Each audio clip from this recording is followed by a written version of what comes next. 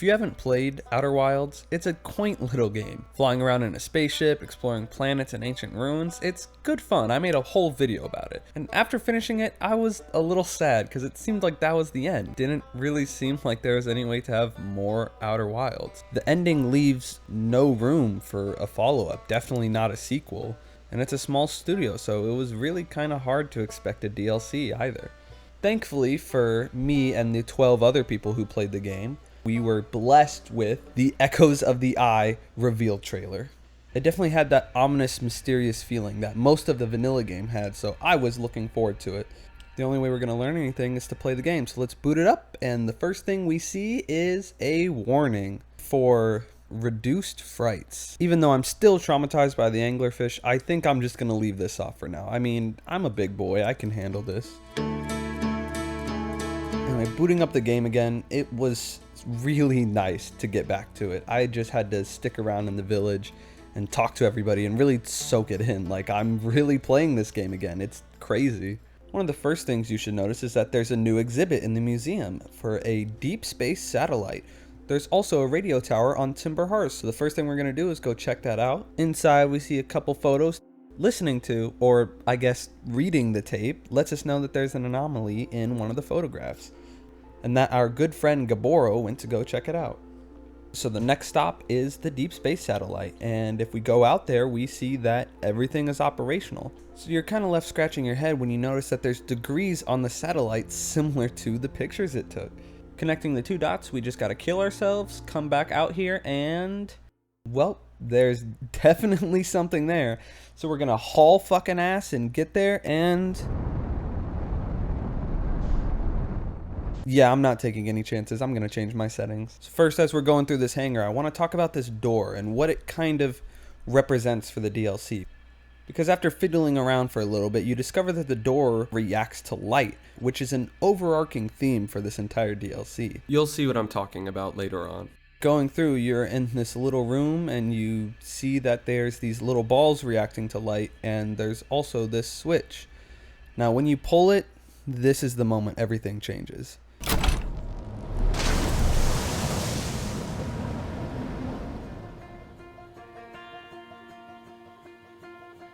The music kicks in and you are treated to this beautiful, gorgeous sight. It reminded me of playing Halo for the first time and looking up and seeing the giant ring span across the skybox. Except this time it was probably more exciting because I knew it was actually possible to go there. You start barreling down the river while the music is picking up, which, again, knocked out of the park with this soundtrack. I mean, the original game's soundtrack was a thing of beauty. I kind of want to redeem myself for not talking about the music the first time around because, not an understatement, the Outer Wilds theme has been stuck in my head pretty much every day for the past few years. Work or in the car or at the gym, I'll just catch myself whistling the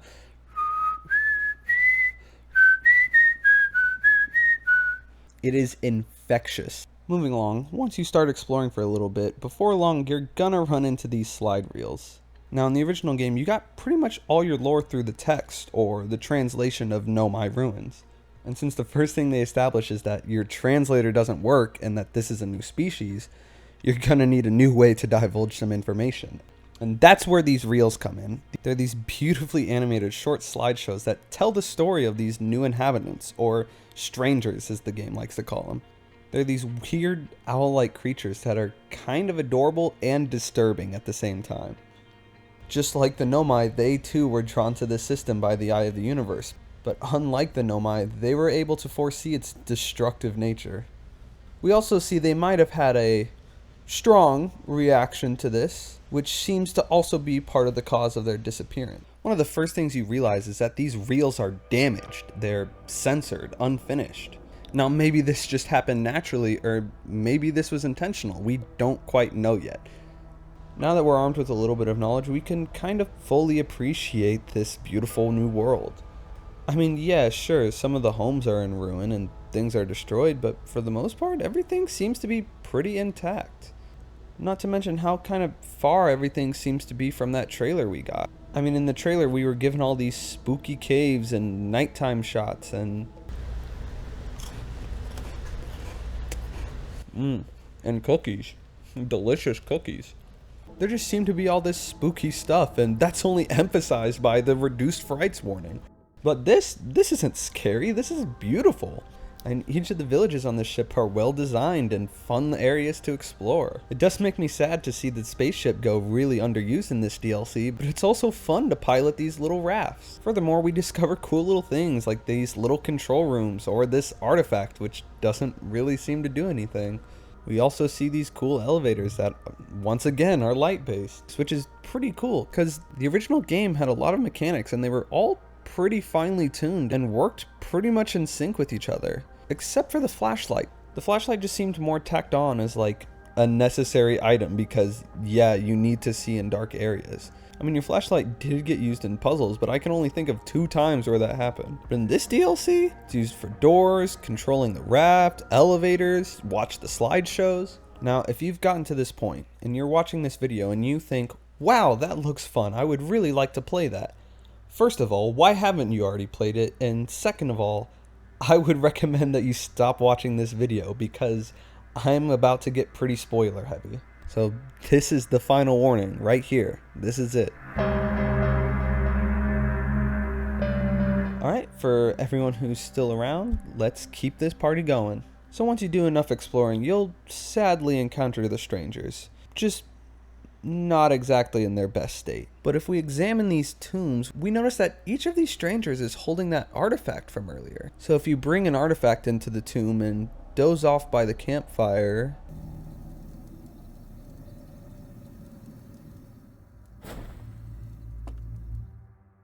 so right off the bat, already some unsettling shit. You quickly leave to go outside and you see that the difference is literally day and night. Now, this is probably the coolest, scariest, and most interesting part of the DLC, the dream world.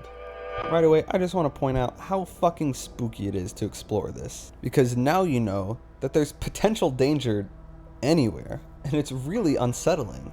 Also, the fact that you're barely able to see 5 feet in front of your face is also super unnerving.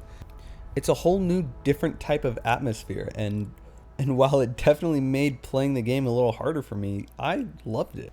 Another thing you'll find is this giant coffin, which is shown in many of the different slide reels. It becomes pretty obvious pretty early that this coffin is the end game.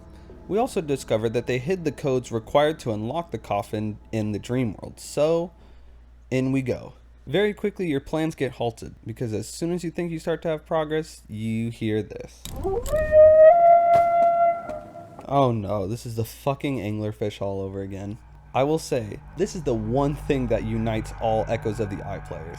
These things are genuinely fucking terrifying. You will eventually come to these knowledge room, library, secret areas. I don't really know what they're just like the theater rooms, but for the dream world. And just like the theater rooms, they also have slide reels. Most notably, they have the complete undamaged versions of the reels that we saw earlier. And now we're able to understand the complete full history of these strangers, and it's really sad, honestly. Discovering they destroyed their homeworld just to destroy the Eye, and then later finding out that the Eye would destroy everything, genuinely heartbreaking, and it's understandable now why they've done the things they've done.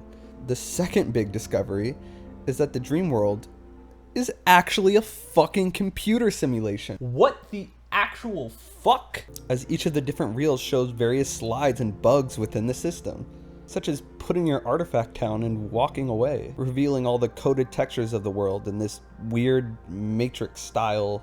Now this discovery right here is a prime example of great game design, because it's completely possible to discover this by accident and be immediately confused.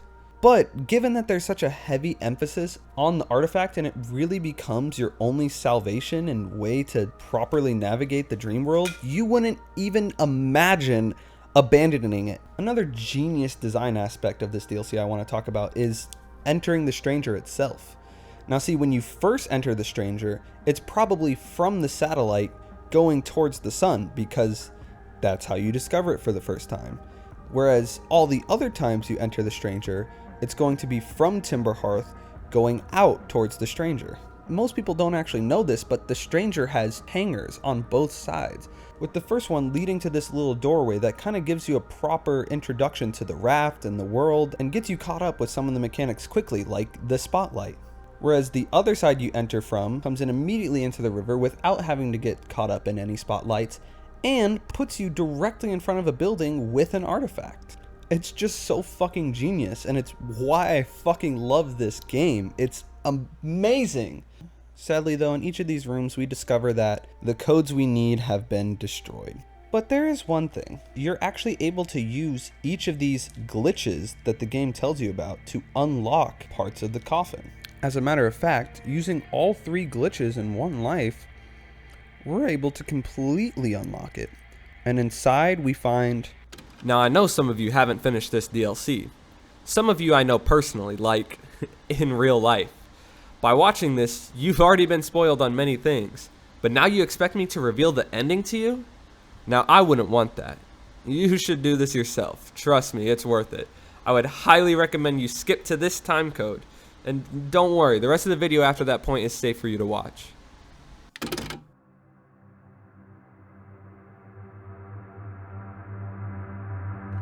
Anyway, for everyone else, going inside we find...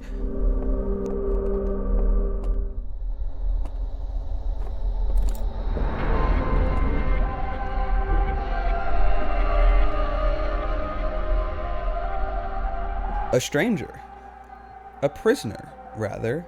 He's able to give us the undamaged version of the final slide. The final chapter in the stranger's history. His story.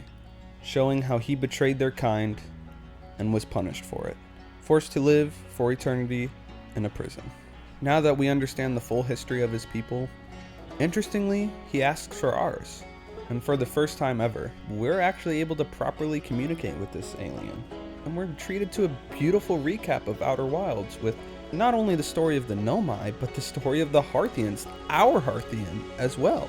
After being freed, the stranger leaves and leaves us one final beautiful message of us and him on a raft, riding off into the sunrise together. But the sad reality is that the stranger, after being freed for what seems like eternity, steps into the water and extinguishes his flame. Wow. What a fucking downer of an ending. Thank you, Outer Wilds. And the credits don't even roll, so I just have to sit there and experience all that and take it all in.